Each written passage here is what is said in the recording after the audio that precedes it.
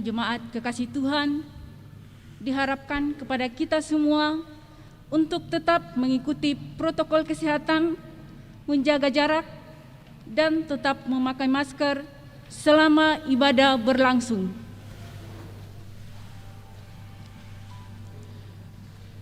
Majelis Gereja Toraja Jemaat Beringkanaya dengan penuh sukacita mengucapkan selamat pagi dan salam sejahtera bagi Bapak, Ibu, dan saudara-saudari sekalian. Bagi Bapak, Ibu, dan saudara-saudari yang baru pertama kali datang beribadah di Jemaat Beringkanaya, Majelis Gereja Toraja menyampaikan selamat datang dan selamat beribadah. Dan jika rindu untuk mendapatkan pelayanan lebih lanjut dari Jemaat Beringkanaya, dapat menyampaikan ke kantor gereja setiap hari kerja atau kepada majelis terdekat. Pemberitaan firman Tuhan pada ibadah saat ini disampaikan oleh Pendeta Yohanes Metris, Master Teologia. Syukur kepada Tuhan atas kasih setianya, sehingga kembali kita dikumpulkan dalam persekutuan ini. Karena itu, marilah dengan syukur kita menyambut persekutuan ini dan menghayati firman Tuhan dalam tema menjadi utusan Allah.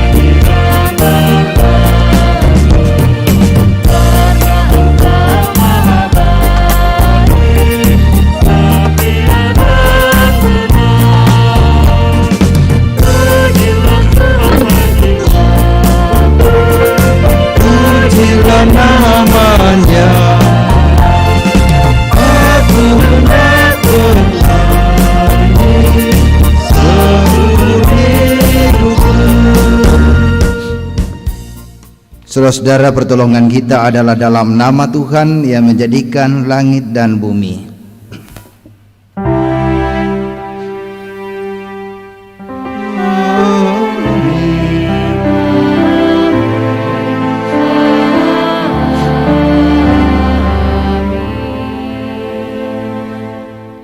Kasih karunia Tuhan Yesus Kristus dan kasih Allah dan persekutuan Roh Kudus menyertai kamu sekalian. Dan bagimu juga.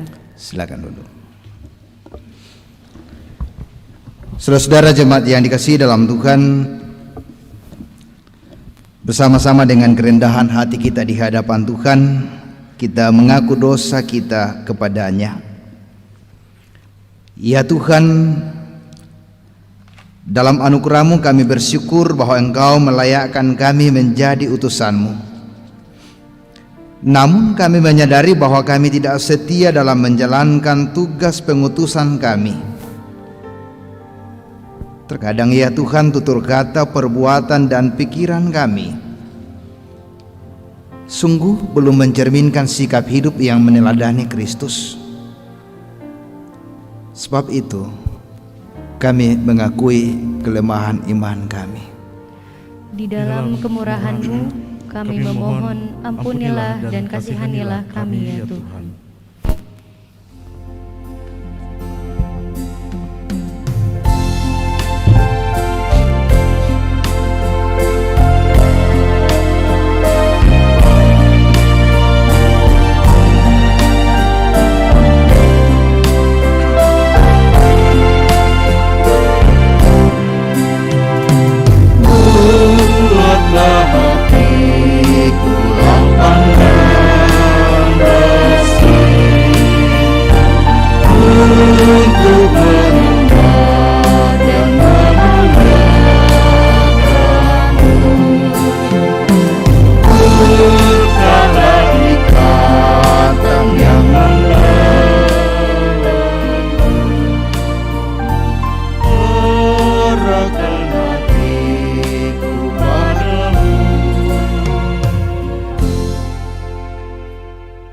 Dengarkanlah berita anugerah dari Efesus 2 ayat 8 dan 9. Sebab karena kasih karunia kamu diselamatkan oleh iman.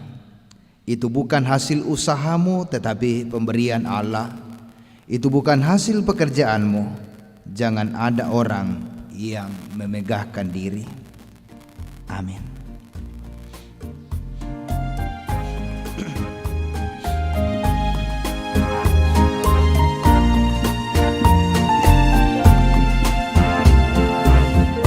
Janganlah kau bermegah dan jangan pula meninggikan dirimu.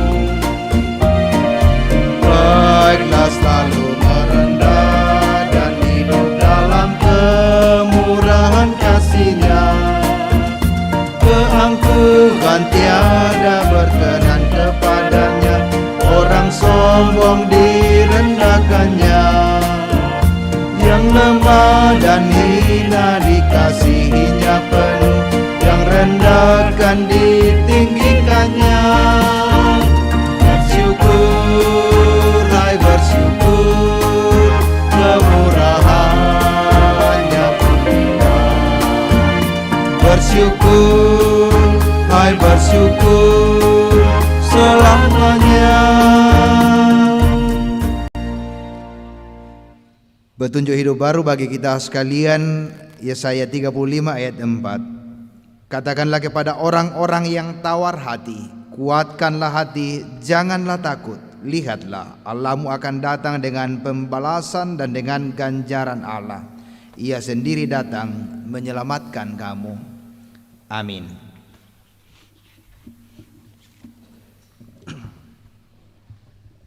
Kita akan bermazmur dari Mazmur 48 ayat 10 sampai ayatnya yang ke-15. Mazmur 48 ayat 10 sampai ayat yang ke-15.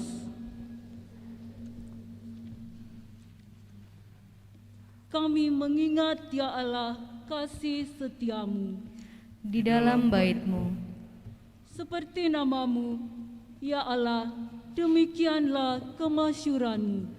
sampai ke ujung bumi, tangan kanan-Mu penuh dengan keadilan. Biarlah gunung Sion bersukacita, Biarlah anak-anak perempuan Yehuda bersorak-sorak oleh karena penghukuman-Mu. kelilingilah Sion dan edarilah dia. Hitunglah menaranya, Perhatikanlah temboknya, jalanilah purinya, supaya kamu dapat menceritakan kepada angkatan yang kemudian. sesungguhnya inilah Allah, Allah kitalah Dia seterusnya dan selamanya. Dialah yang memimpin kita. amin.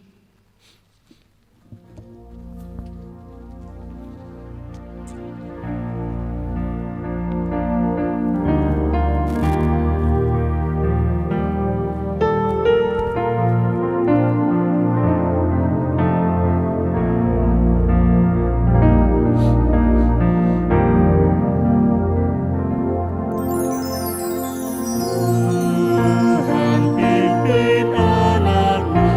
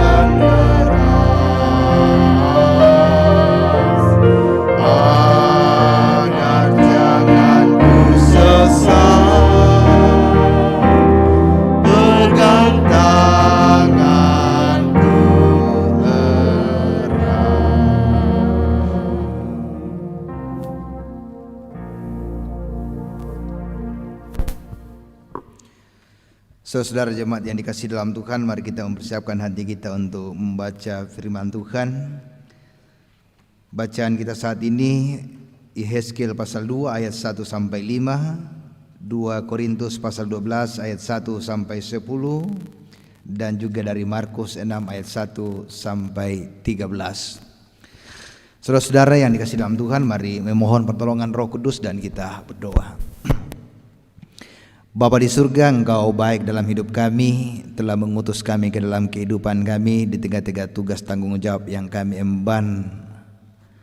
Engkau menolong kami dalam mengerjakan dan melakukan pekerjaan itu. Hingga saat ini kami ada bersyukur di hadapan-Mu bersama-sama selaku keluarga Allah yang menghimpunkan diri di jemaat di sini. Terima kasih Tuhan untuk pertolongan-Mu ini. Kami siap membaca dan mendengarkan firman-Mu. Kepada-Mu ya Roh Kudus kami memohon, tuntun dan sertai kami, arahkan hati kami, pikiran kami, sehingga kami boleh memahami dan mengenal maksud dan dari kebenaran firman-Mu itu. Ya Allah, berfirmanlah kepada kami siap mendengarkan. Di dalam nama Tuhan Yesus Kristus kami berdoa. Amin.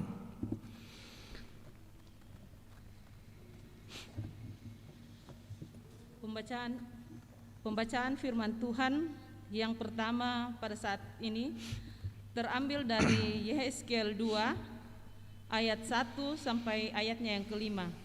Yehezkiel 2 ayat 1 sampai ayatnya yang kelima. Panggilan Yehezkiel. Firman-Nya kepadaku, "Hai anak manusia, bangunlah dan berdiri, karena aku hendak berbicara dengan engkau." Sementara ia berbicara dengan aku, kembalilah rohku ke dalam aku, dan ditegakkannya aku. Kemudian aku mendengar dia yang berbicara dengan aku. Firman-Nya kepadaku, "Hai anak manusia, aku mengutus engkau kepada orang Israel, kepada bangsa pemberontak yang telah memberontak melawan aku. Mereka dan nenek moyang mereka telah mendurhaka terhadap aku sampai hari ini. Hari ini juga. Kepada keturunan inilah yang keras kepala dan tegar hati, aku mengutus engkau, dan harus kau katakan kepada mereka, beginilah firman Tuhan Allah. Dan baik mereka mendengarkan atau tidak, sebab mereka adalah kaum pemberontak, mereka akan mengetahui bahwa seorang nabi ada di tengah-tengah mereka."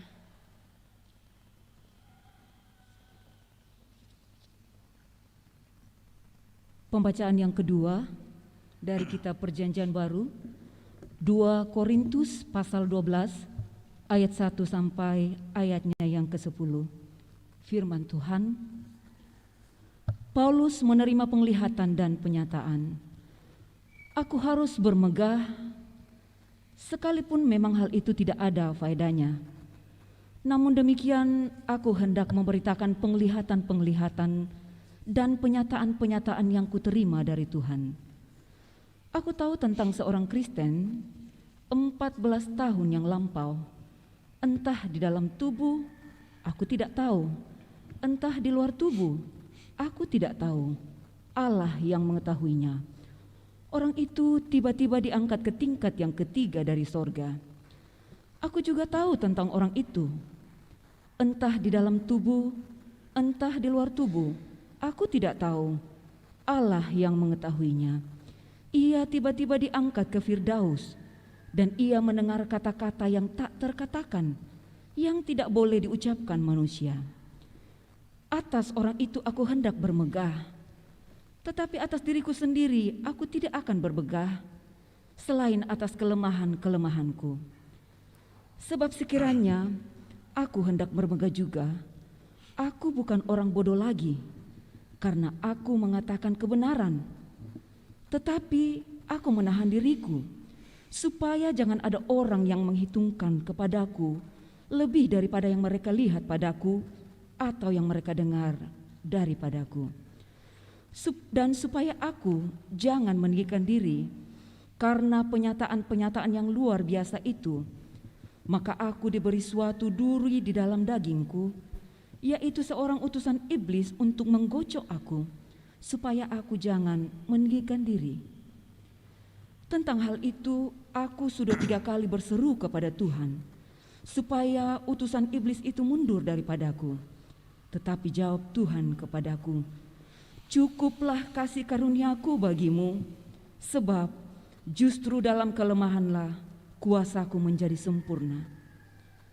Sebab itu, terlebih suka aku bermegah atas kelemahanku, supaya kuasa Kristus turun menaungi aku. Karena itu, aku senang dan rela di dalam kelemahan, di dalam siksaan, di dalam kesukaran, di dalam penganiayaan, dan kesesakan oleh karena Kristus. Sebab jika aku lemah, maka aku kuat. Demikian firman Tuhan.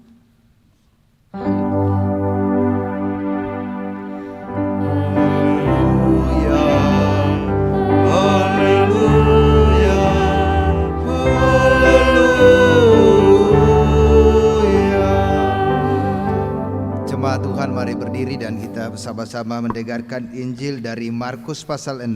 Markus pasal 6 ayat 1 hingga ayat yang ke-13. Markus pasal 6 ayat 1 hingga ayat yang ke-13, firman Tuhan. Kemudian Yesus berangkat dari situ dan tiba di tempat asalnya, sedang murid-muridnya mengikuti dia.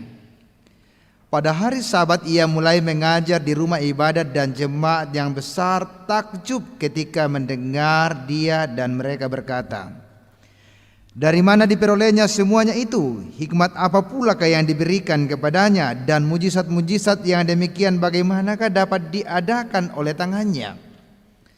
Bukankah ia ini tukang kayu, anak Maria, saudara Yakobus, Yoses, Yudas, dan Simon? Dan bukankah saudara-saudaranya yang perempuan ada bersama kita? Lalu mereka kecewa dan menolak dia.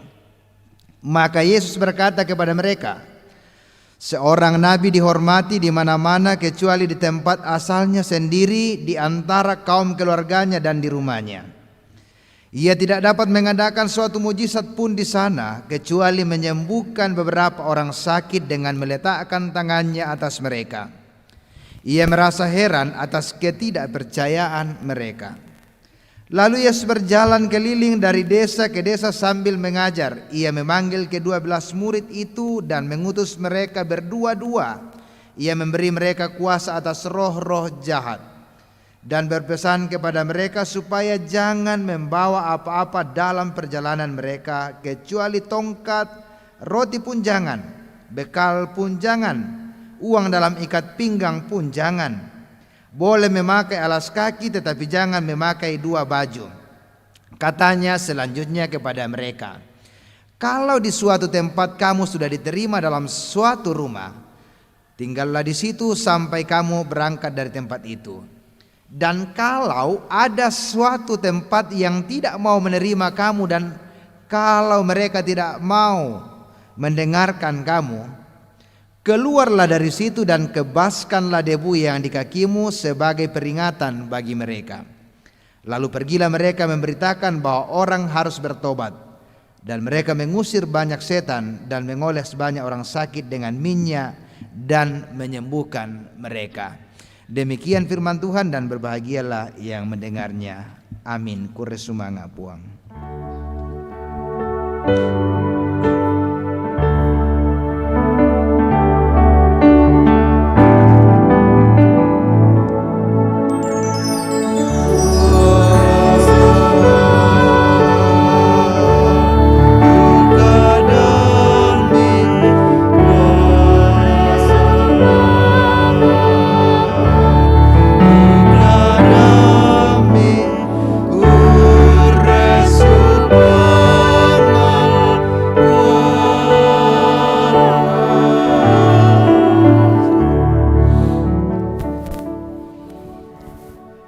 Segenap jemaat Tuhan, saudara-saudara yang dikasihi di dalam Tuhan kita Yesus Kristus, dari seluruh perikop bacaan firman Tuhan saat ini, kita akan merenungkan dalam satu pokok perenungan, menjadi utusan Allah.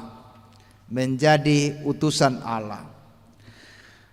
Pertanyaan pertama yang saya mau sampaikan kepada kita semua adalah, apakah kita ini dalam kehadiran kita di tengah-tengah dunia di mana Tuhan tempatkan kita pernah merasakan yang namanya tertolak atau tidak diterima dengan baik?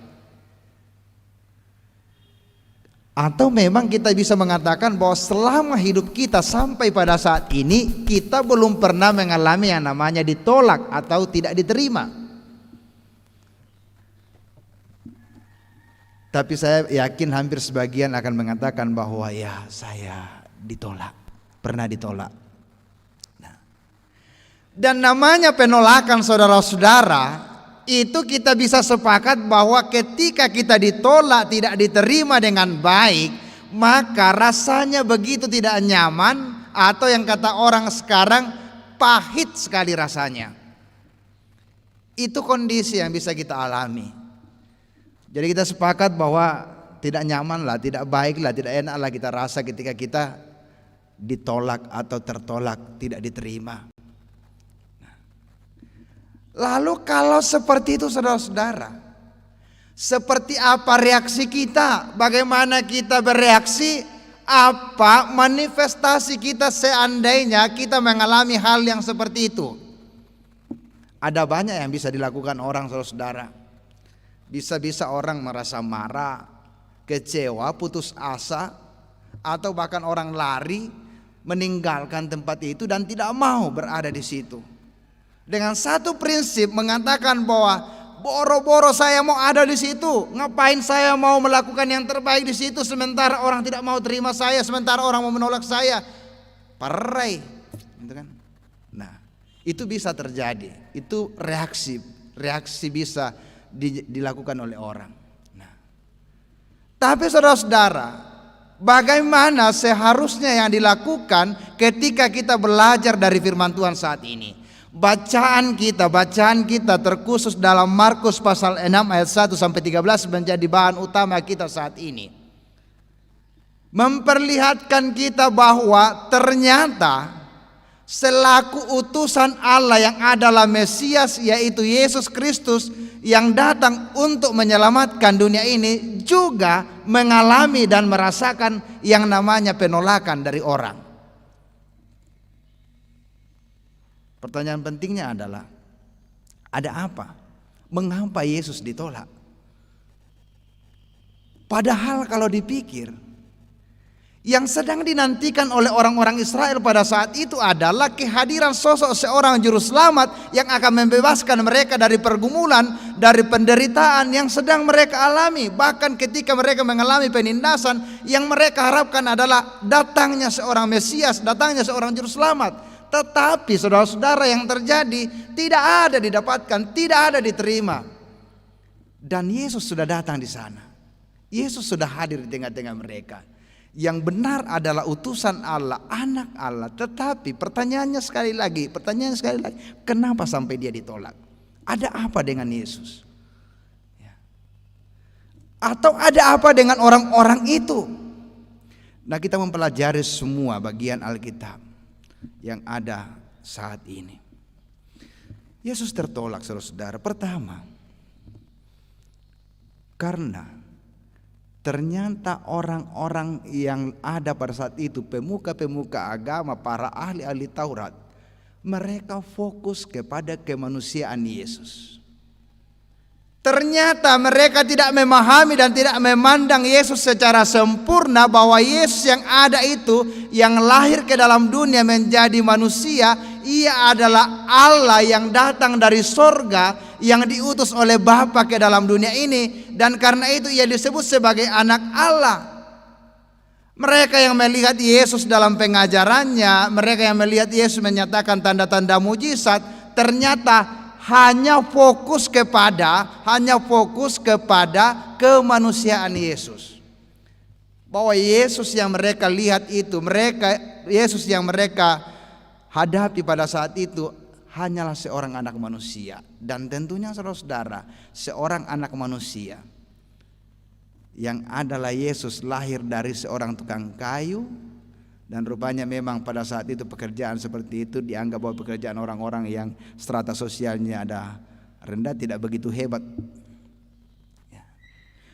Ditambah lagi dijelaskan secara jauh bahwa bukankah dia juga anak seorang tukang kayu, dan kemudian Alkitab firman Tuhan mengatakan tadi juga anak Maria, saudara Yakobus.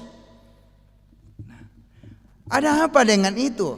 Ternyata saudara-saudara, kalau kita mempelajari dari seluruh bagian Alkitab, nama Maria itu adalah nama kebanyakan orang. Nama Maria itu adalah nama kebanyakan orang yang dalam konteks orang Toraja itu bayi mak di pokar stetan ini anak tongkonan. Ya. Jadi wajarlah mereka pertanyakan, wajarlah mereka bereaksi. Loh, kok anak seperti ini, anak tukang kayu, tetapi kelihatannya luar biasa hebat. Dia bisa menyatakan tanda-tanda mujizat, dia bisa memberitakan berita penyelamatan, berbagai ajaran-ajaran dia sampaikan kepada kita, bahkan ajarannya pada saat itu menyerukan sebuah pertobatan. Lalu orang bisa berpikir, kok kita yang hebat-hebat ini, kita yang memang sudah lama di dalam gereja, kita yang sudah lama belajar tentang firman Tuhan, Taurat Allah, kita saja tidak mampu menyatakan hal yang sama seperti itu. Kok dia ini anak tukang kayu, anak Maria, saudara Yakobus? Kenapa bisa-bisanya ya? Bisa-bisanya seperti itu. Orang mulai merasa ini tidak pantas, ini tidak layak. Karena itu pertanyaan tadi, dari manakah datangnya itu semua? Saudara, saya selalu berpikir seperti ini. Banyak penolakan terjadi kepada seorang, bukan pertama-tama persoalan pada dirinya sendiri. Banyak penolakan terjadi pada seseorang bukan terjadi karena apa? Karena ajarannya, bukan terjadi karena tugas dan jabatan yang ada pada dirinya. Tetapi pertama-tama saudara, penolakan itu bisa terjadi kepada orang-orang hanya karena apa? Dia menelusuri banyak hal yang ada pada dirinya, termasuk latar belakang keluarganya. Nah, biasa duka upukana ste, bayi saya laku serek tadi pekutanan duka. Nah, kan biasa duka susto. Mindaraka tuh, tumbarakana itu. Akhirnya kita mulai merasa, wah, kalau orang bisa saja bereaksi, oh, mau pekutanan no, tanam tandai. Nanti diterjemahkan yang tidak bisa bahasa Toraja toh. Ya. Nah. Itu yang sering terjadi saudara.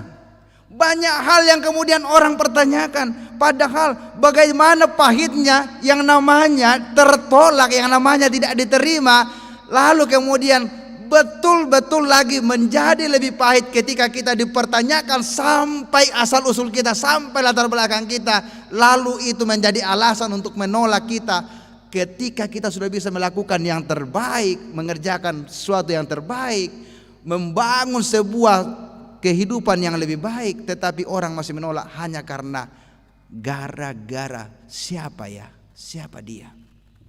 Nah, pertanyaan sekarang, pernahkah kita mengalami hal semacam itu? Ataukah kita pernah punya pengalaman ada orang lain yang melakukan seperti itu? Itu dialami oleh Yesus, saudara. Hal yang kedua, kenapa Yesus ditolak? Kenapa Yesus ditolak? Yesus ditolak karena ajarannya begitu tegas dan keras. Orang boro-boro. Ini seorang anak tukang kayu yang ditahu latar belakangnya, kok dia tegas-tegas, dia kasar-kasar sama kita. Itu ungkapan para pemuka-pemuka agama, para penguasa-penguasa yang ada saat itu, ahli-ahli Taurat yang ada pada saat itu. Berpikir, ada apa dengan orang ini? Dia ini seorang anak tukang kayu, tapi dia bisa mengajarkan sesuatu kepada kita, seruan pertobatan kepada kita, begitu keras, begitu tegas. Wah, tidak benar nih. Bisa jadi dia bilang begitu, tidak benar nih. Nah. Lalu saudara-saudara, kalau seperti itu, alasan menjadi penolakan Yesus karena ajarannya yang tegas dan keras, maka bisa saja terjadi dalam kehidupan kita. Karena saya selalu berpikir seperti ini, sebuah kebenaran itu, sebuah hal yang baik itu, kadang-kadang memang harus disampaikan dalam ketegasan dan tidak boleh berdamai, tidak boleh bekerja sama bersekongkol dengan segala kejahatan. Memang harus dikatakan, memang harus dinyatakan, tetapi sudah itulah realitanya. Sudah itulah realitanya. Kadang dengan mengatakan yang benar, kadang mengatakan yang baik, banyak yang menolak, banyak yang tidak setuju, banyak yang tidak sepaham.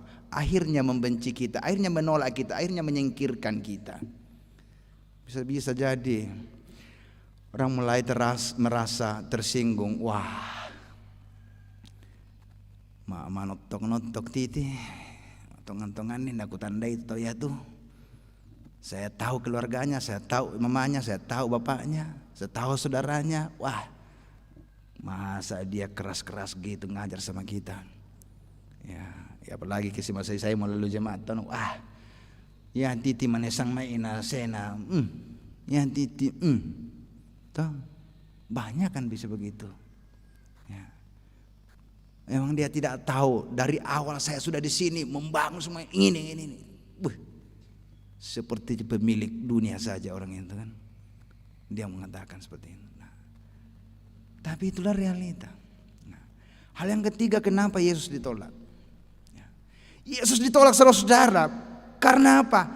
Karena mengancam popularitas orang-orang banyak pada saat itu, termasuk para penguasa-penguasa yang ada. Popularitas mereka, harga diri mereka, nama baik mereka bisa terancam karena apa? Terlalu banyak sekarang orang yang mengikut kepada Yesus. Orang sudah mulai memperhatikan kegiatan-kegiatan yang dikerjakan oleh Tuhan Yesus. Seruan-seruan pertobatan itu semakin menarik kepada orang-orang banyak dibandingkan dengan para seruan penguasa-penguasa yang ada. Lalu mulai mengatakan, wah bahaya ini kalau begini Yesus ada terus bersama dengan kita. Lama-lama saudara-saudara, kita mulai tersingkir dan tidak ada orang yang menganggap lagi kita, menghormati lagi kita. Wah ini yang bahaya, repot.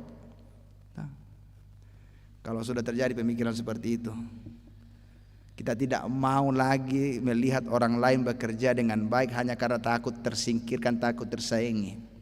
Saya selalu mengatakan seperti ini. Kadang-kadang memang kita itu mulai mengkerdilkan orang hanya supaya kita dibesarkan. Dan ini miris sekali. Bahkan makin lama kita hidup sama orang, makin kelihatan kita bahwa kita membenci dia. Benar enggak? Tongan raka. Oh tak boleh nanya Pastor Raya. Mengkasa boleh teh. Benar tidak? Ya. Gitu kan. Itu kadang-kadang bedanya kita dengan binatang, saudara-saudara. Ya. Binatang itu kalau baru baku lihat, coba bawa miki anjing, ada anjing tak di rumah toh? Atau ayam tak? Langsung kita bawa juga anjing lain ke situ. Apalagi kalau laki-laki sama laki-laki, jantan sama jantan toh. Pasti baku serang dia. Menggonggong dia, bang. Tapi kalau dia sudah lama-lama sama, lama-lama hidup sama, ya, mereka itu akan bersekutu dan saling mengasihi, dan kelihatan sekali bahwa mereka bersatu untuk melawan kalau ada musuh-musuh datang. Benar tidak pengalamannya seperti itu? Benar toh? Bedanya dengan manusia adalah manusia kalau tidak pernah bertemu, jarang-jarang bertemu, aduh rindunya luar biasa, gitu enggak? Manusia kalau jarang-jarang ketemu, aduh betapa mereka saling mau mengasihi, kayak mau saling gigit aja kan. Tapi kalau sudah tinggal sama-sama lama, hidup sama-sama, bahkan bertetangga lama sama, kadang-kadang sudah mulai rasa, bahaya teh. Tuh, budak-budak bangnya tuh saya coba nana, busarung-urung bangnya Pak Tumisna, mulai muncul, kebencian mulai ada, kebencian mulai muncul, iri hati mulai muncul, dan itu ciri kepribadian yang tidak sehat. Suka iri hati, suka ketakutan kehilangan harga diri, popularitas hanya gara-gara melihat orang lain. Jangan-jangan. Nah, karena itu saudara, saya selalu mengatakan seperti ini. Kau jangan pernah mempertanyakan dirimu dengan orang lain. Pertanyakanlah apa yang kau bisa lakukan, dan hargailah apa yang orang lain bisa lakukan. Karena suatu saat pasti kamu punya kelebihan juga dan orang lain punya kekurangan. Dan Tuhan menempatkan, mengutus kita di satu tempat untuk saling melengkapi satu dengan yang lain. Dengan demikian takkan ada satupun harga diri kita, popularitas kita akan keluar, akan hilang dari diri kita, hanya gara-gara ada orang lain yang lebih hebat menurut pandangan kita di sekitar kita. Amin, saudara-saudara. Iya tuh. Hanya saja kita ini mulai saling membekap satu dengan yang lain gara-gara ketakutan saja. Ya, hanya saja kita saling menghalangi satu dengan yang lain hanya gara-gara itu. Sampai-sampai takkan pernah kita takut untuk melakukan dosa, membuat orang lain tersingkir hanya karena itu. Bayangkan saja orang-orang yang dikatakan orang-orang ahli Taurat, ahli Taurat, pemuka-pemuka agama yang ada pada saat itu, yang menolak Yesus itu adalah mereka yang aktif di dalam kegiatan bergereja. Orang-orang yang beriman, orang-orang yang ada di dalam gereja pada saat itu. Coba bayangkan tadi dibaca, mereka yang berkumpul dalam rumah-rumah ibadah, istilahnya sinagoge, bait Allah, gedung gereja kalau saat ini. Ya. Tapi justru itu mereka yang menolak Yesus. Saya takut, saya khawatir, saya ragu saudara-saudara. Jangan-jangan orang-orang yang suka berkumpul di dalam gereja juga mereka yang suka menolak kebenaran yang diajarkan oleh orang-orang yang diutus oleh Tuhan ke dalam dunia ini. Tidak Ji. Tak sia. Oh tak sia saya. Ya, tidak datang Ji. Ya, itu kan. Nah, saya takut. Saya khawatir. Seperti kita ini seperti pemuka-pemuka agama masa Alkitab. Para ahli-ahli Taurat, orang-orang Farisi yang suka memandang orang, melihat orang dengan berbagai pertimbangan kita, mengukur pada diri kita bahwa kita yang memegang kebenaran, otoritas kebenaran itu, orang lain tidak. Sehingga terlalu banyak kita nilai. Nah, saudara-saudara, apa reaksi Yesus? Apa reaksi Tuhan Yesus saudara-saudara ketika ia ditolak? Apakah dia marah-marah? Apakah dia menolak? Apakah dia lari dari kenyataan? Tidak. Yang dilakukan oleh Tuhan Yesus adalah dia bertahan dan semakin gigih untuk memberitakan seruan pertobatan, bahkan semakin gigih bersama dengan murid-muridnya untuk pergi ke kota-kota. Dan dia mengatakan kepada murid-muridnya ketika dia utus, pergilah kamu ke satu kota berdua-dua, jika ada satu rumah yang menerima kamu, tinggallah di situ dan berkatilah rumah itu. Dan jika ada satu rumah di mana kamu hadir dan mereka menolak kamu, maka kebaskanlah jubahmu dan keluarlah dari tempat itu menjadi peringatan bagi orang itu. Itu kan. Nah, saudara-saudara, hal yang saya mau katakan, jangan menjadi resah, jangan menjadi putus asa, jangan menjadi orang yang tidak memiliki semangat untuk melaksanakan tugas tanggung jawab kita, pekerjaan kita. Jika sekiranya kita diutus oleh Tuhan dalam satu pekerjaan tertentu, dalam satu tempat tertentu, dan ada penolakan kepada kita, berjalanlah terus, fokuslah kepada apa yang Tuhan maksudkan kepada kita untuk kita selesaikan. Jangan fokus kepada masalah itu. Yesus itu dapat menyelesaikan tanggung jawabnya karena apa? Dia fokus kepada pengutusan Bapa kepada dirinya, bahwa dia datang di tengah-tengah dunia ini untuk mengerjakan penyelamatan bagi banyak orang, bagi dunia. Bukan kepada soal masalah, bahwa diutus oleh Allah ke satu tempat, pekerjaan. Ada masalah ya, ada persoalan ya, ada orang merasa tersisih ya, ada orang yang mau menyingkirkan kita ya. Tapi jangan mencoba untuk mundur dan menghentikan pekerjaan yang terbaik yang Tuhan sudah percayakan kepada kita hanya gara-gara itu. Hanya gara-gara itu. Nah, karena itu saudara-saudara, dari firman Tuhan saat ini banyak sekali mengajarkan kita bagaimana kita memiliki figur dan teladan yang Yesus sudah nyatakan. Yang kedua saudara-saudara, kita melihat bacaan lain tadi. Bagaimana Nabi Yehezkiel diutus oleh Allah masuk ke tengah-tengah orang Israel yang pada intinya mereka adalah orang-orang yang menolak Allah pada saat itu. Walaupun demikian saudara-saudara, tidak ada dalam pikiran Nabi Yehezkiel untuk mengatakan, wah ngapain saya masuk ke tempat itu, ngapain saya masuk ke tempat mereka.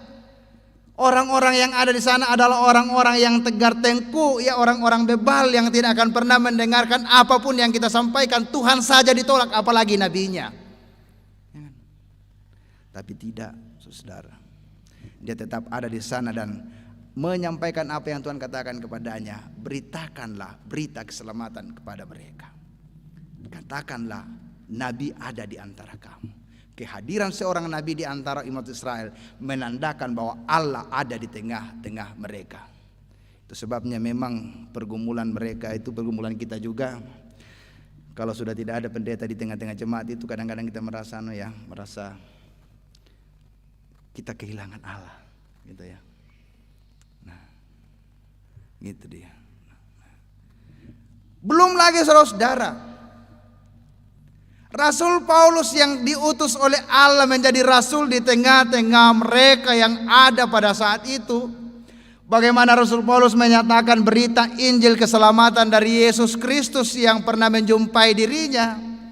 Tapi apa yang terjadi saudara-saudara? Penolakan terjadi kepada Paulus, ancaman terjadi kepada Paulus, hukuman bisa terjadi kepada Paulus. Tetapi apa yang terjadi ketika dia mengalami pergumulan dan masalah, ketika banyak orang yang tidak setuju dengan dia, dengan pengajarannya, apa yang dia lakukan? Dia justru mengalami sebuah kesadaran diri untuk mengatakan bahwa ternyata saya tidaklah sempurna. Di dalam diri saya itu ada kelemahan-kelemahan. Tapi tidak berhenti sampai kelemahannya Bapak Ibu. Dia tahu bahwa justru di dalam kelemahanlah kuasa Allah menjadi sempurna. Dan bukan karena ia lemah sehingga dia berhenti, tetapi dia katakan justru karena aku lemah maka aku kuat, karena Allahku itu hebat, Allahku itu kuat. Itu saudara. Hanya saja memang kadang-kadang kita ini berhenti pada soal kelemahan kita dan tidak mau berjuang karena kita melihat titik lemah kita. Tidak mau maju lagi melangkah karena kita merasa bahwa saya tidak sanggup lagi ke sana. Tahu saudara-saudara, bagaimana Paulus mencontohkan kepada kita berjuang terus, berjalan terus. Karena justru dalam kelemahan kita lah itu, sampai kita menyadari bahwa ada kelemahan saya, saat itu juga kuasa Allah menjadi sempurna. Paulus pun merasa sebenarnya saya ini bisa saja angkuh dengan diri saya. Apa yang tidak, apa yang kurang pada saya menurut Paulus? Saya orang Yahudi, saya orang filsuf agama, saya tahu semua. Saya tahu tentang ahli Taurat, tentang hukum-hukum Taurat. Tapi dia katakan tidak ada gunanya semua itu untuk saya bermegah, karena semua itu dianggap sebagai sampah. Apa yang ada pada dirinya, semua yang mengikut pada dirinya itu, dia tahu bahwa itu hanyalah berkat dari Tuhan. Kalaupun itu ada pada dirinya, itu hanya berkat yang dia mau gunakan untuk kemuliaan Kristus semata-mata. Bukan untuk mengandalkan diri, bukan untuk menyombongkan diri, bukan untuk menepuk dada, untuk mau mengatakan kepada orang tiro na Enggak. Karena itu, perbaiki kehidupan ini. Menjadi utusan Allah pasti ada tantangannya. Menjadi utusan Allah ada satu tanggung jawab yang harus kita kerjakan secara tuntas. Menjadi utusan Allah, kita harus dengan sabar dan rela hati, dihina sekalipun, disiksa sekalipun, bahkan seperti Yesus sampai mati di kayu salib. Tetapi pada hari kemudian Tuhan menjadikan dia raja di atas segala raja. Dan karena itu tetaplah setia untuk Tuhan dan kemuliaan. Menjadi utusan Allah di tengah-tengah dunia di mana Tuhan menempatkan kita. Baik di keluarga, baik di pekerjaan masing-masing, di dalam gereja, di tengah-tengah masyarakat. Sekalipun ada orang-orang yang mungkin berencana untuk mengkhianati, untuk meninggalkan kita, tetapi ingat, Tuhan sahabat setia kita.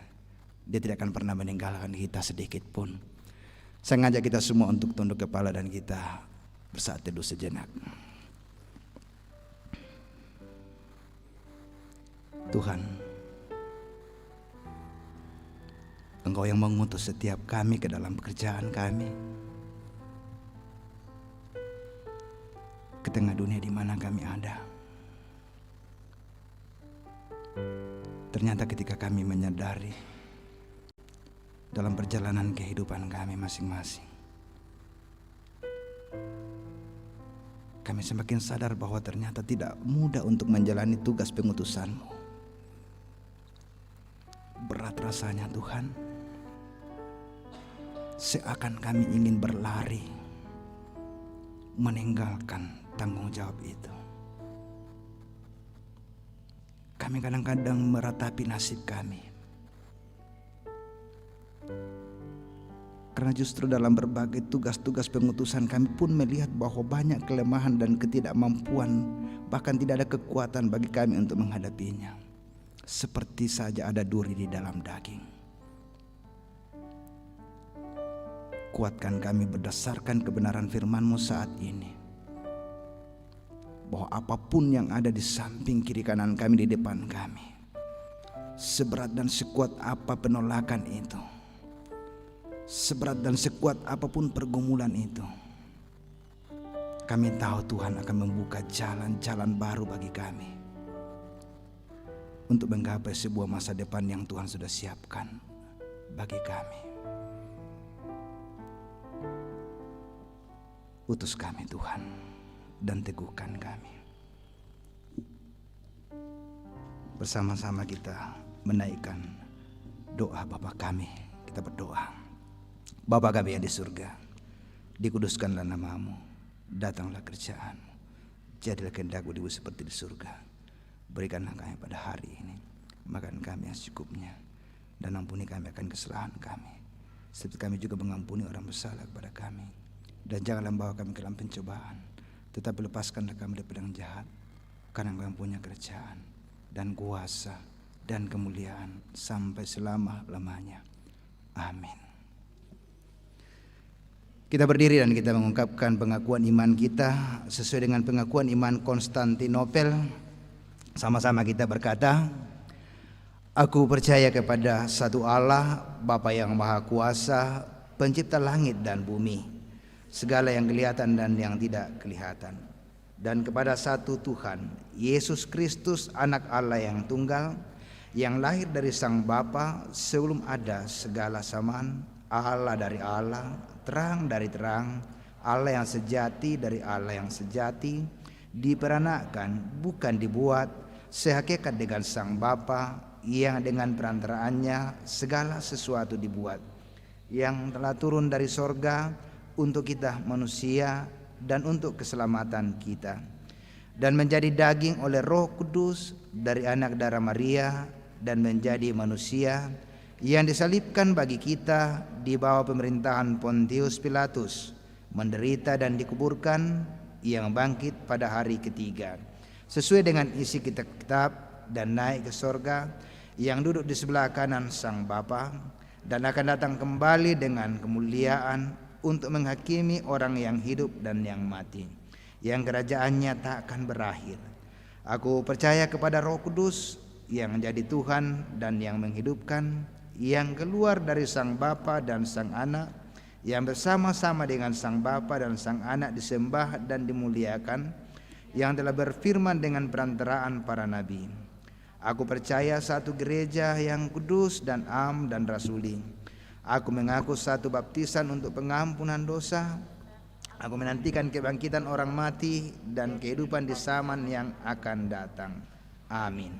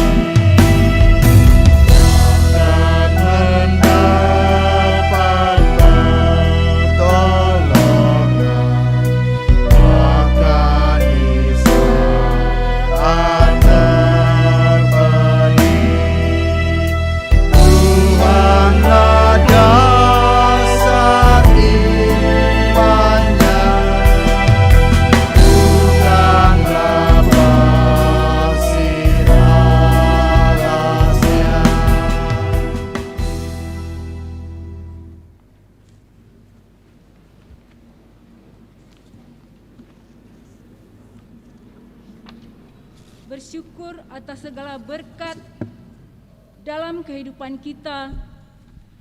Dan sebagai ungkapan syukur kita kepada Tuhan, mari kita memberi persembahan dengan dituntun oleh nats pembimbing Mazmur 96 ayat 8. Berilah kepada Tuhan kemuliaan namanya, bawalah persembahan dan masuklah ke pelatarannya.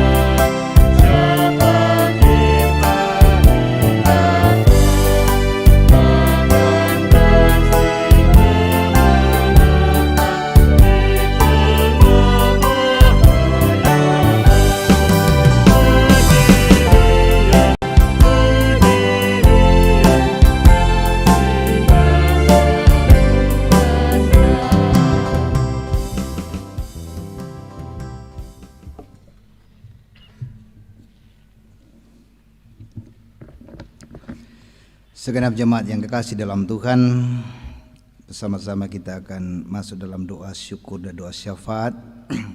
Beberapa hal saudara-saudara yang menjadi pokok-pokok doa kita saat ini.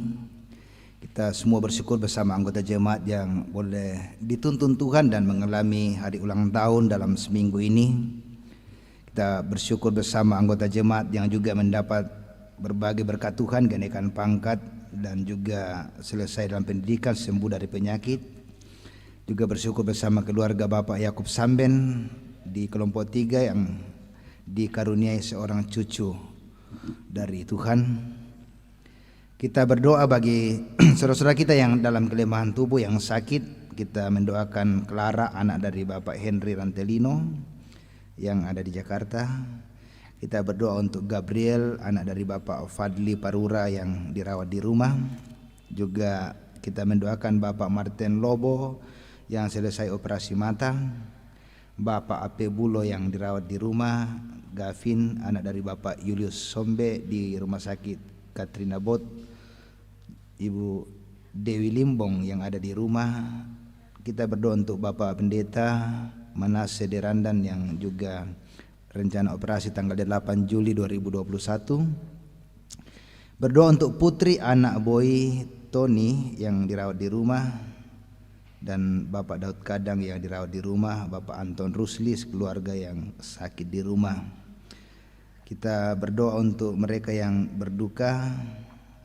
Kita berduka bersama dengan Ibu Naomi Raintung sekeluarga atas meninggalnya Om Markus, dan rencana jenazah akan diantar ke Toraja hari ini.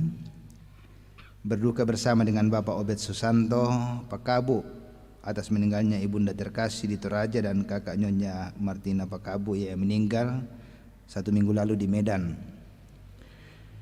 Kita berdoa juga bagi yang berduka bersama Nyonya Samri Salinding atas meninggalnya almarhumah Nyonya Markus Eve, juga rencana jenazah akan diantar ke Toraja nanti malam. Kita berduka bersama keluarga Palembangan atas meninggalnya salah satu keponakan almarhum Yosua Palembangan yang ada di Jakarta. Dan kita berdoa untuk Ogino dan Mama Rizky sekeluarga. Besok pagi akan kembali ke Monokwari.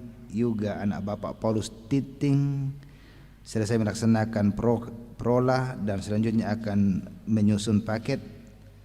Mendoakan Eva, anak Bapak dari Antonius, sementara KKN di Simbuang, dan Emma KKN di Masanda. Juga kita berdoa untuk keluarga Kondongan dan keluarga Anton Rusli yang jika diperkenan oleh Tuhan sebentar malam jenazah anak Seplin Lavua akan dipindahkan dari Panaikang Makassar ke Toraja dan jenazah orang tua dari Palopo ke Toraja. Itu pokok-pokok doa kita dan tentu kita semua dalam doa-doa bersama. Mari kita menyatukan hati kita dan kita memohon di dalam doa syafaat. Kita berdoa. Bapa di surga, Engkau Allah yang kami sembah di dalam Yesus Kristus, Allah yang mengutus anak tunggalnya ke dalam dunia ini menjadi juru selamat kami.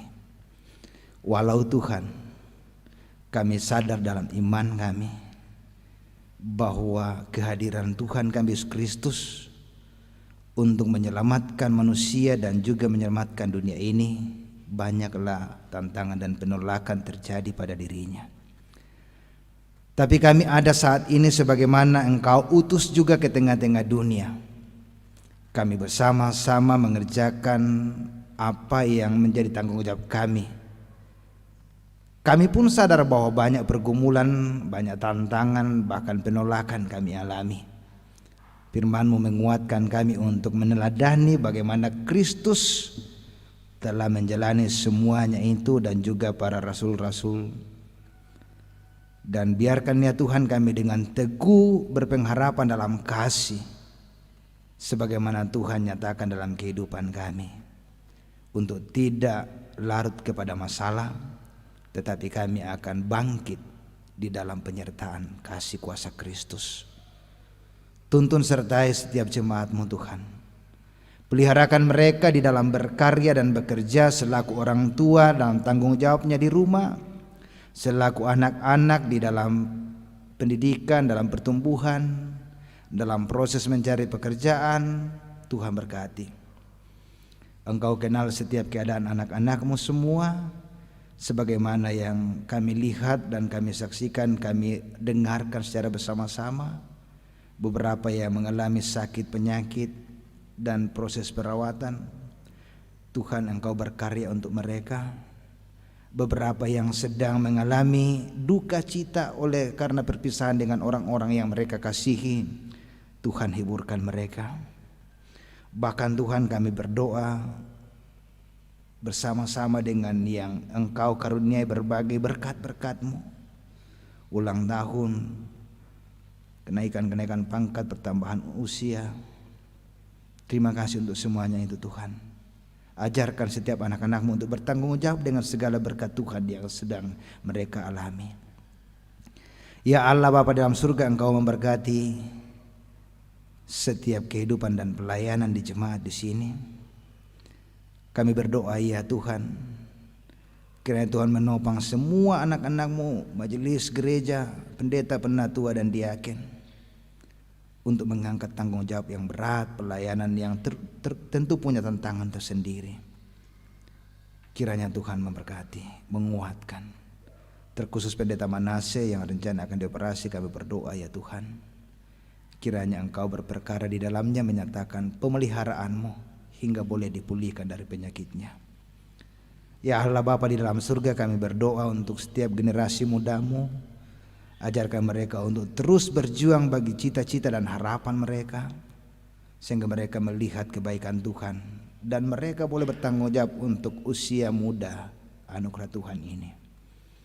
Bapa di dalam surga, kami berdoa, bersyukur bahwa Tuhan melibatkan jemaat-Mu untuk menyatakan persembahan syukur mereka Kiranya persembahan syukur ini berkenan bagimu dan digunakan dalam pelayanan di tengah-tengah jemaat.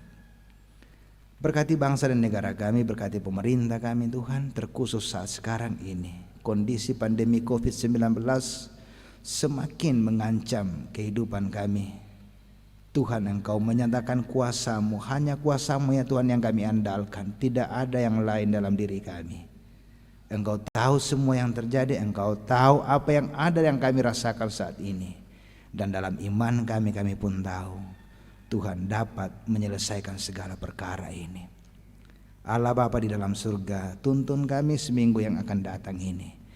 Dalam berbagai tugas-tugas kami, pelayanan kami, pekerjaan kami masing-masing. Tolong kami, semangati kami bekerja. Dan biarkan kami terus mengalami berkat-berkat yang baik daripada-Mu. Bapa di surga, Engkau mendengarkan setiap jeritan hati dan pergumulan setiap anak-anak-Mu. Kali ini Tuhan, mereka akan sampaikan dari hati yang dalam kepada-Mu di hati mereka masing-masing.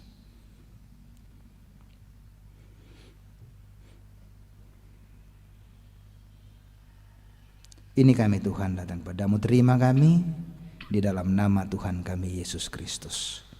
Amin.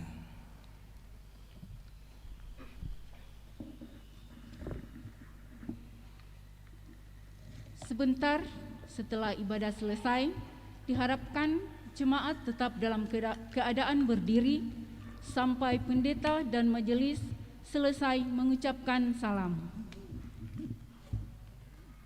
Terpujilah Tuhan bahwa kita dapat menikmati persekutuan dalam ibadah pada saat ini. Dan terima kasih kepada semua yang telah mendukung lancarnya ibadah ini, terlebih khusus kepada pelayan firman Pendeta Yohanes Metris, Master Teologia. Semoga firman Tuhan yang kita dengar semakin menguatkan iman dan percaya kita untuk tetap memahami setiap orang adalah utusan Tuhan untuk mengabarkan Injil. Selamat hari Minggu dan selamat beraktivitas dalam pekan ini. Tuhan memberkati kita semua.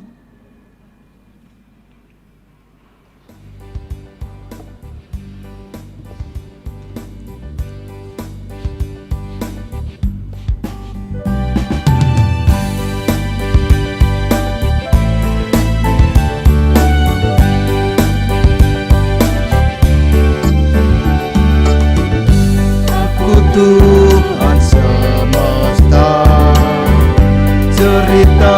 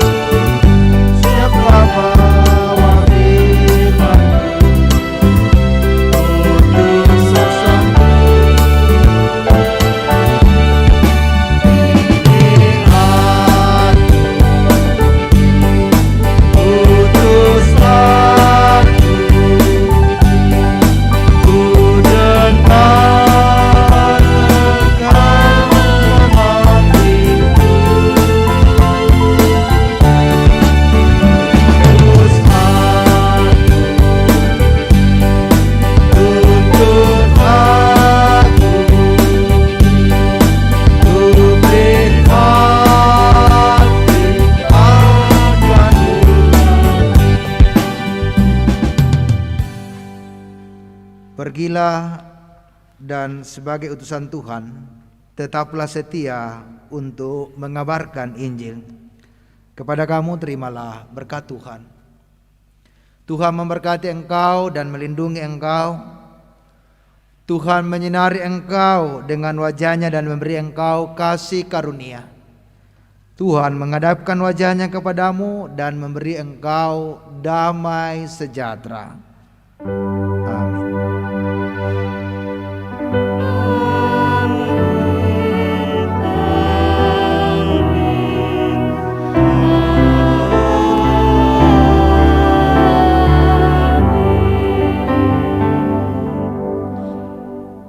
Bersyukur atas penyertaan Tuhan dalam ibadah ini.